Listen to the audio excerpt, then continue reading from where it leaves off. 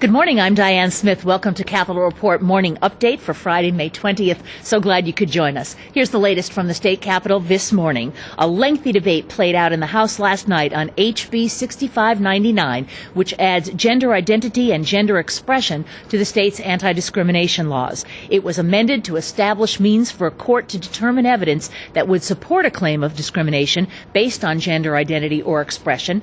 An amendment to exempt public restrooms and locker rooms from the prohibition failed by a close vote of 67 to 62. Now, this legislation would make a ruling issued by the Connecticut Human Rights and Opportunities Commission in 2000 into state law if it continues through the process, and that would prohibit discrimination based on gender identity or expression in employment, public accommodations, sale or rental of housing, the granting of credit, and other things. Last night's debate touched on many issues. We have laws that prohibit discrimination based on sex. Much of what we've talked about here is how a person defines their sex, either internally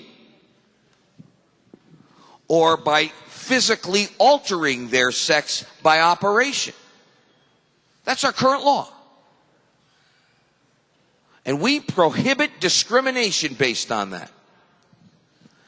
We also have laws that prohibit discrimination based on someone's sexual orientation. Now, sexual orientation could be described or defined as many things. How is one oriented internally, sexually? Not only to other people, are they male attracted to a male, or a male attracted to a female, or a male who might be attracted to both, or a female who might be attracted to both. We have laws right now against discriminating against people who feel that way, who are that way. So you have to scratch your head, as many of us had for years, to say, well, how does this one fit in? And maybe, with due respect, you can say, well, there's a subtle difference. But it's so subtle that, again, with due respect to Representative Fox, even he had trouble describing. But you might conclude after all that, hey, Cafaro, you just said we're all against discrimination.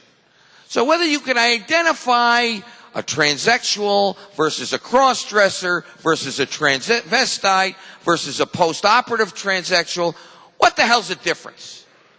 We stand for anti-discrimination, so pass the bill. Simple. Not that simple, folks. What I hear in my emails is that people don't understand. They really see it as a black or white thing, and I see part of our role as helping to educate them. Because discrimination historically has been based on fear of the unknown. People didn't understand leprosy, and they were, as we say today, treated like lepers. Tossed off into an island, and people threw rocks at them, treated them horribly.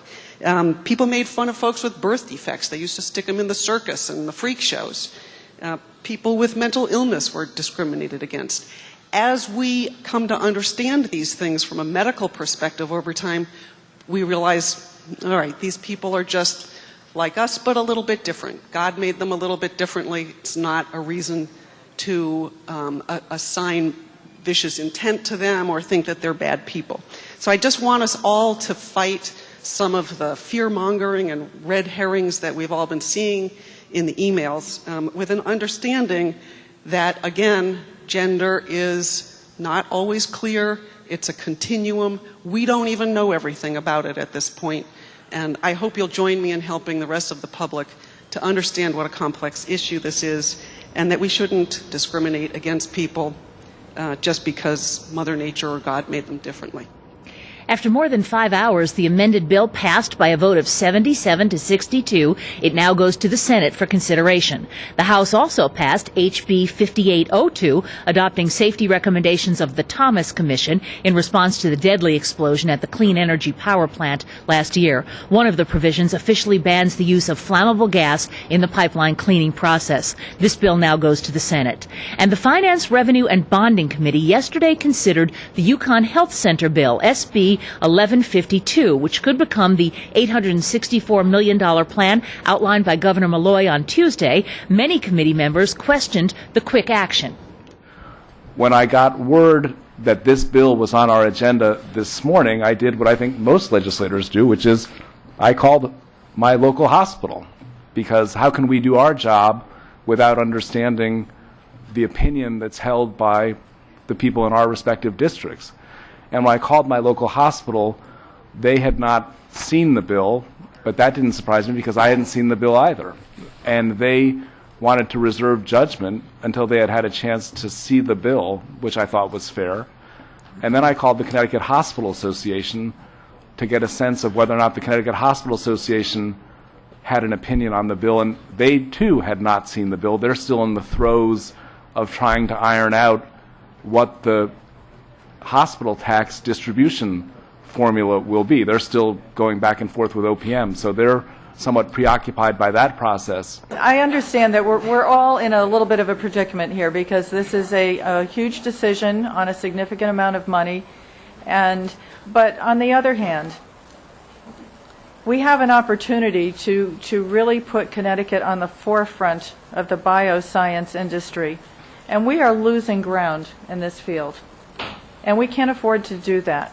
We are all hungry, Madam Chair, we're all hungry for the kind of leadership we're seeing coming from the governor's office right now.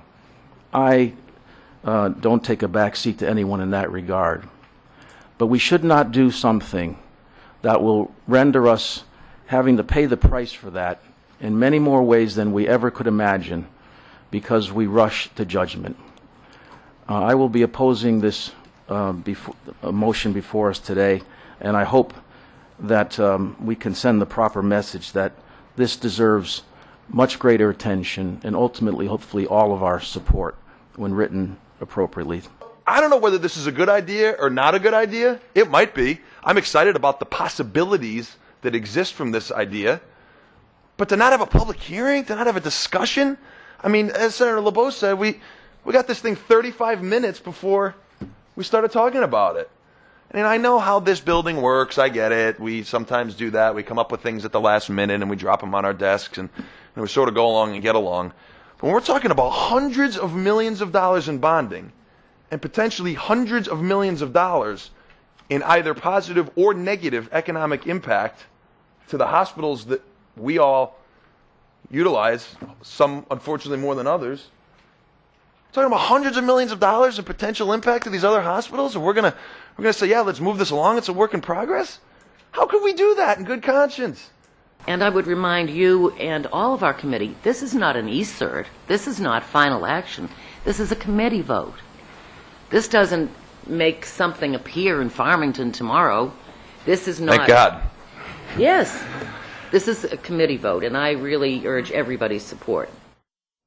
The bill ended up passing the Finance Committee by a vote of 31-19. It now goes to the Senate for future action. And we're going to talk about that bill as well as several other things with our guests this morning. We have about 2.5 more weeks to go in this session. So joining us now to comment on where we are, House Speaker Chris Donovan and Senate Minority Leader John McKinney. Good morning, both of you, and thank you for being here this morning. I appreciate it.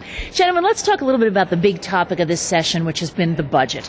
The unions are soon going to start voting on a ratification of that concession. It's said to be worth $1.6 billion. There's been some disagreement over whether it really is worth $1.6 billion because the deal relies on some assumed savings and some assumed retirement. So let's start there. Mr. Donovan, is it a $1.6 billion deal? From everything I've seen, yes, it is. There's raises that were supposed to go into effect that are being rescinded for a number of years. There's actually some very interesting savings proposals in terms of health care. And when I talked to the governor's office about it, we asked, what is the story on these savings? And it's kind of, it's happening in the business community. I know Pitney Bowes particularly has been a leader in that, looking at ways to restructure the way healthcare is delivered and actually receive savings from it. For instance, Pitney Bowes one time, they've instituted all kinds of healthy things to do, and their healthcare costs have gone down dramatically. So when we asked the governor about it, the governor's people, Ben Barnes, who's like the ultimate numbers cruncher, right. He said, we had our doubts. We brought in actuaries. We sat them down. We ran it by them, and they said, yeah, absolutely. If you institute these changes in terms of the healthcare delivery system, responsibilities on the patient, responsibilities on the state employees, you will have savings there. So you add that to the other savings there, and it's $1.6 billion. Senator, I gather that you disagree. You held a news conference the other day where you said there are assumptions here that can't be guaranteed. Well, let's start with facts. It's not $1.6 billion in concessions from state employees. There are a number of savings in there. Whether or not we can achieve them, that's fine. Even the union spokespeople will tell you that more than half of the $1.6 billion are not concessions from employees. There is a hard wage freeze for 2 years, which obviously is true savings to the state. Over 5 years, state employees get a 9.3% raise, which is pretty good given the fact they've been guaranteed no layoffs for 4 years. Those types of no layoff guarantees aren't happening in the real world. State employees don't have to contribute any more to their health care premiums. They don't have to contribute any more to their pension benefits. So it's a pretty good deal. In terms of the savings, the governor relies on $180 million in savings from suggestions from state employees as to how to run government more efficiently. He relies on $75 million from utilizing better technology. He relies on $90 million on a health care cost containment committee, even though the committee doesn't exist right now. I believe that committee does exist, actually. There's never been any recommendations or progress or anything happening from that committee. Those savings are how you can predict $180 million in suggestions from state employees is beyond me, and there's no numbers to justify it. Now, with respect to the $205 million in instituting a value-based health care, quite frankly, I know something about this because in 2008, Republicans introduced value-based health care. We offered a healthy living tax credit to incentivize people to do exactly what is in this plan. I came up with the idea after hours of conversations with Mike Critelli, the CEO of Pitney Bowes, because Speaker Donovan's right, this is what they did at Pitney Bowes. OFA scored our proposal as something that would cost money over the first 2 years and save money over the long-term 20 years. How the governor says you can start on day one and save $102 million over the first year is beyond me. It doesn't make any sense. Does it save money over 10, 20 years? Absolutely. The only way, I think, to truly bring down health care costs is to have people live healthier lives and be more prevention. But those numbers are not real over the biennium. Mr. Donovan, I could see that you want to respond to some of that, and I want to give you an opportunity. And I also want to ask, if this is a $1.6 billion deal, and you can debate that, what about the other $400 million that we still need to make up? But first, I think you want to respond. Well, the first thing is, it's $1.6 billion, and it probably will be even more than that in terms of the savings that can be found through other means in terms of the state employees bringing out. There's the guarantee of no layoffs. We're in a recession right now. I don't think we want to be laying anybody off in the private sector, in the public sector. These are 4,000 jobs in our state. If we heard that Electric Boat was going to lay off 4,000 people, we'd be running down there to help them. And guess what, Diane? They're government jobs, Electric Boat. They're building submarines, It's government taxpayer dollars. We heard of Pratt & Whitney was going to lay off 4,000 people. We'd be running down there to try to save those jobs. And a lot of those jobs, they're government jobs, too. They're building jets for our armed forces. So we want to save these jobs. And we said to those employees, you know what? We need you to kick in. We're going to save these jobs. You have contracts. You have contracts with these people to say, here's what we're going to do for you. And they said, you know what? We will go back, reopen those contracts, We will say all those things that we gained, we will give back, and we'll do other things. There's also pension savings that are changed. There's healthcare structural changes that the business community has talked about and others have talked about in terms of what are some structural changes, the way we're doing things. How can we change that and make those savings? And the state employees said, you know what? Okay, we want to save the jobs of our brothers and sisters. We don't want 4,000 people laid off in our state and 4,000 families being affected by that. We will open our contract. We'll save those dollars. So that's what the governor has done, worked out with state employees, saving jobs, saving dollars. And from the very beginning, the governor said it's going to be savings, a state employee savings, which includes concessions. This is a mix of concessions, givebacks,